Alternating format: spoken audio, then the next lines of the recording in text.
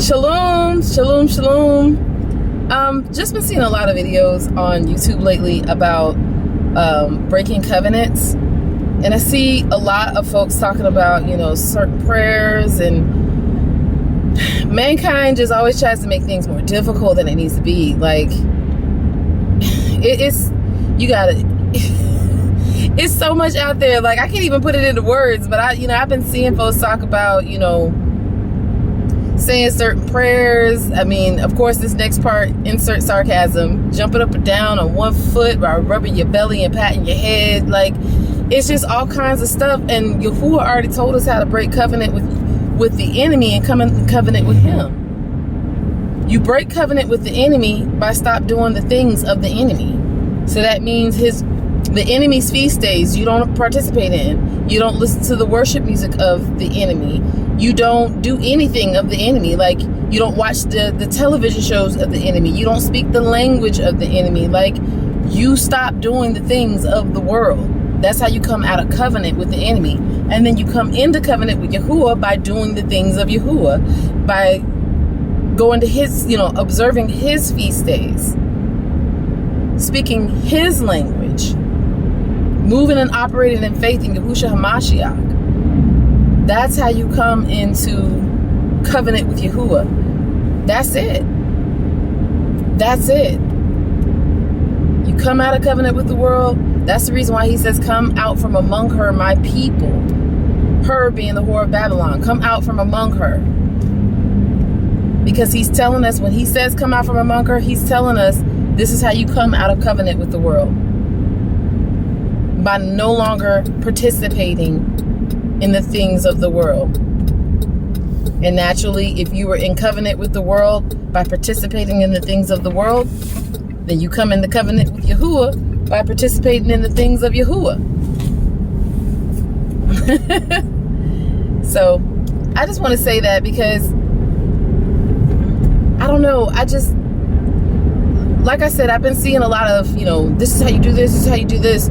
And people like to come up with their own, like, how-to guide. We already have one. The written word of Yahuah is our how-to. Yahusha is our how by way of Ruach HaKodesh.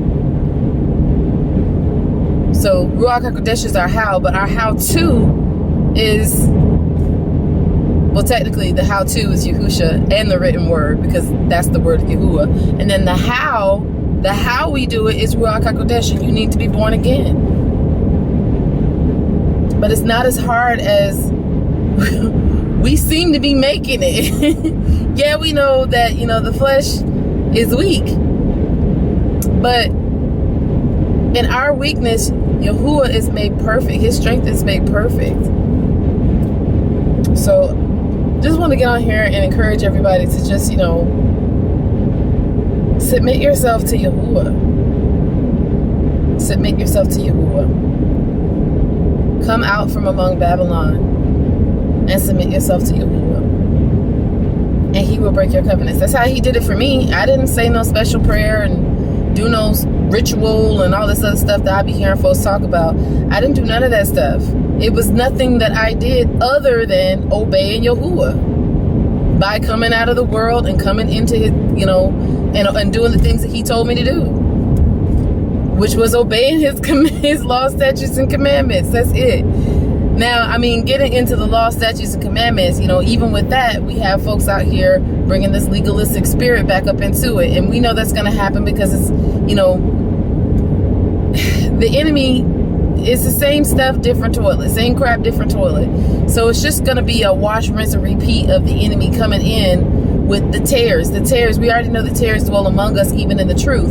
But at the end of the day, as long as you are submitting yourself to Yahuah and you are coming to him on your own and you're born again of Ruach HaKodesh, then you won't fall into the trap of the legalistic, practices and ways that people are talking about. One of the things that that always stands out to me about Yahusha's ministry is the fact that he came and he made the understanding of what Yahuah was saying back in the day. He made it attainable.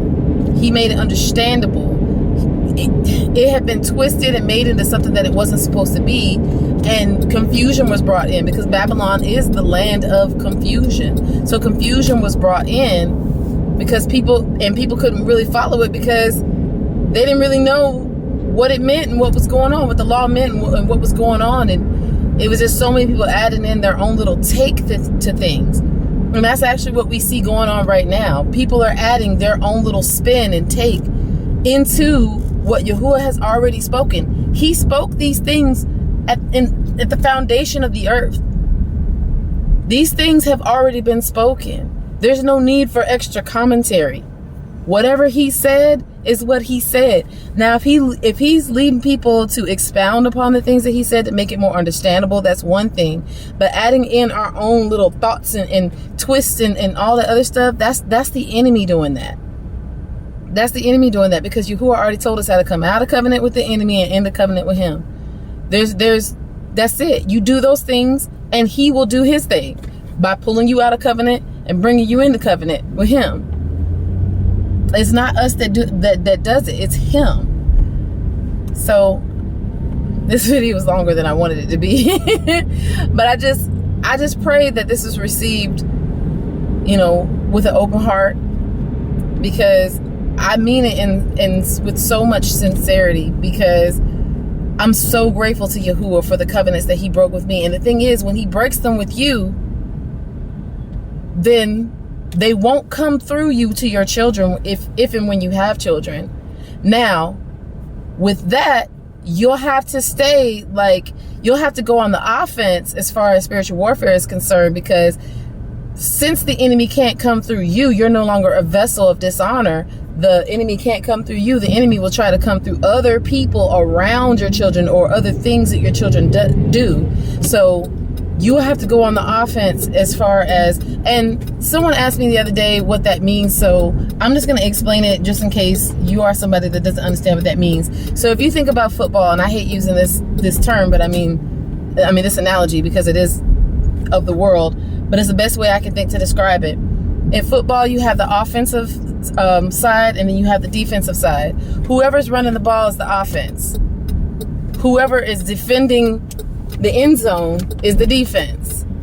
So we go from defending the end zone to running the ball, basically. You know what I'm saying?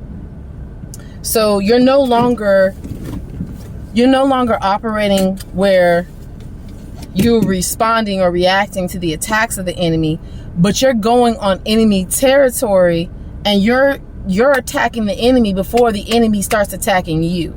You're going on the offense. So when it comes to your children, after Yahuah breaks those covenants that you have, because when you start doing the things that he says, you're showing him that you want to have a broken covenant with the enemy. So he'll break those covenants. That's what he did with me.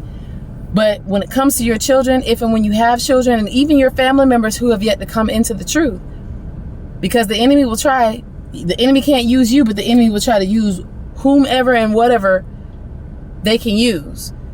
So you have to then go on the offense. I think about, and a lot of people don't like these extra books, but that's between you and Yahuah. But in the book of Yashar'al, or Jasher is what some people call it, the book of Yashar'al, it expounds upon the 12 sons of Yaakov, especially when it comes to Yehuda and Shimon, but mainly Yehuda.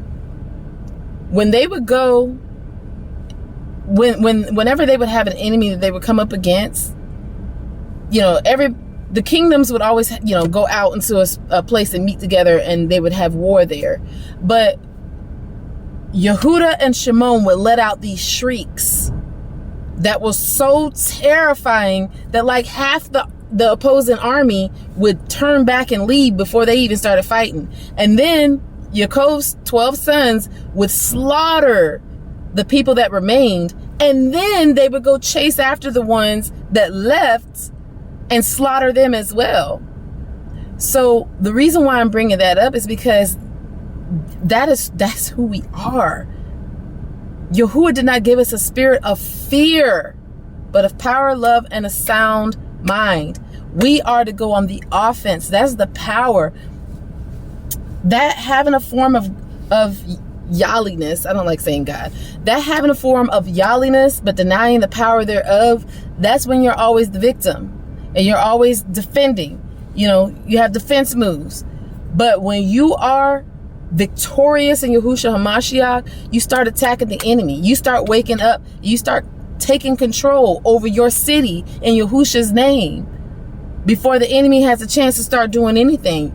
You know what I'm saying? So you have to go on the offense for your children. And part of that is making sure that they're not in covenant by way of the things, the activities that they're doing. You know, one of the things that I used to beat myself over the head with was that, you know, when I first had my son, I wasn't in the truth.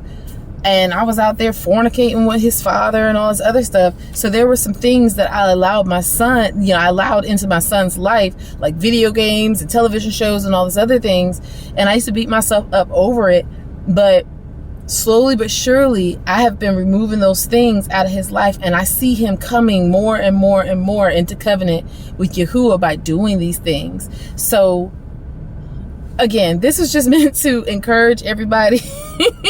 I'm not really good at doing that, but prayerfully, for me, when I hear things like you can overcome or you have overcome, to me, it doesn't matter how it comes out of that person's mouth. To me, it's good news. So I don't know, but prayerfully, this encouraged you. I'm gonna go into this job though and get this day started.